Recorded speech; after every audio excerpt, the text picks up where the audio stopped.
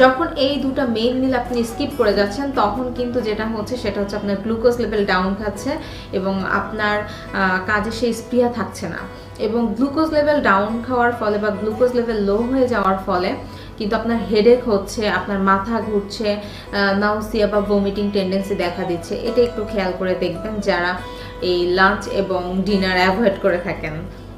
দর্শক, অনেক সময় দেখা যায় এই দুপুর এবং রাতের খাবার স্কিপ করার ফলে অনেকের ক্ষেত্রে অতিরিক্ত ক্ষুধা লাগার একটা টেন্ডেন্সি দেখা দেয়।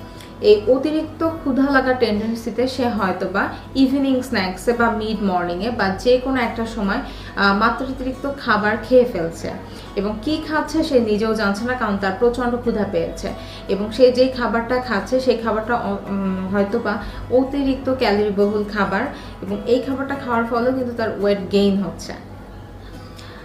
আরেকটি যেটা বিষয়,